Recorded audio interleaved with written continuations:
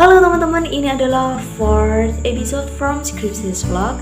Hari ini kita akan membahas tentang gimana awal munculnya proposal penelitian. Sebenarnya sebelum proposal itu dibuat atau bahkan sebelum kamu membuat judul itu ada satu hal penting, yaitu masalah. Kalau kalian ingin meneliti, ingin kepo terhadap sesuatu, ingin cari tahu, penasaran, ya kalian harus punya apa yang dipenasarani, apa yang dikeponi.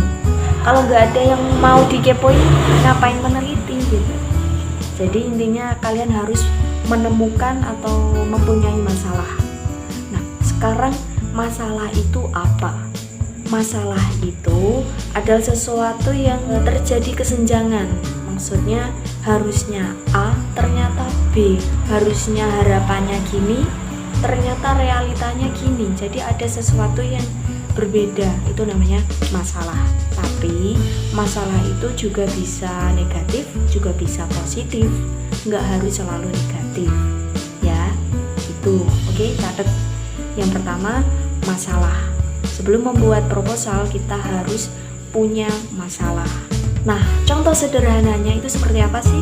Jadi gini, misalnya saya gendut, padahal saya itu makannya sangat sedikit, tapi kok saya gendut? Nah, ini menjadi masalah.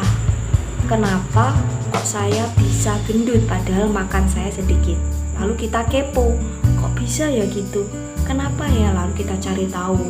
Mungkin karena ternyata saya ini punya riwayat obesitas dan lain sebagainya. Nah, sudah dapat masalahnya kan?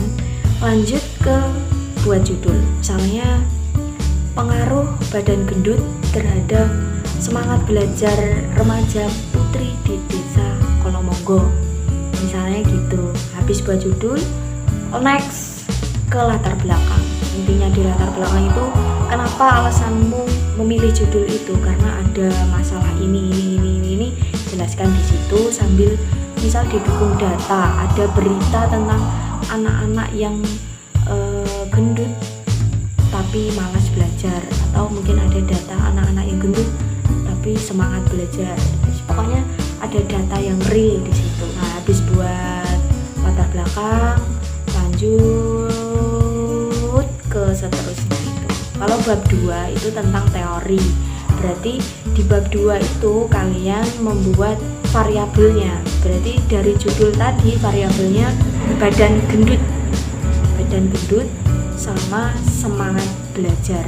Kalian searching, cari tahu teori tentang apa yang dimaksud dengan badan gendut dan apa yang dimaksud dengan semangat belajar. Itu cari aja di Google banyak ya. Terus bab 3 itu metodologi penelitian. Nah, di metodologi penelitian itu harus seolah-olah nyata mau melakukan penelitian. Kalian mau meneliti, itu tempatnya di mana, tulis di situ. Kenapa kok milih tempat itu? Kedua, waktunya kapan, berapa lama penelitiannya, tulis di situ. Penelitiannya apa, kualitatif atau kuantitatif? Terus pakai metode apa ketika mengumpulkan data-data untuk meneliti orang gendut tadi itu? Misalnya observasi, wawancara. Kalau observasi nanti kalian ketika meneliti orang gendut itu ternyata ketika mengamati langsung, wah ternyata orang gendut itu memang makannya tidak banyak, tapi ternyata dibalik tidak makan banyak dia ngemilnya banyak sekali. Sama aja kan, tetap gendut.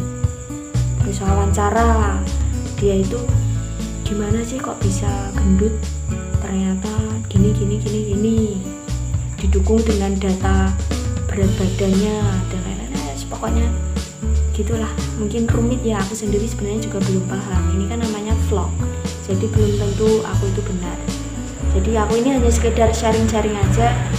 Kalau teman-teman ada yang lebih tahu bisa ngasih tahu aku ya. Intinya gitu. Oke, sekarang udah malam, waktunya istirahat. Bye bye.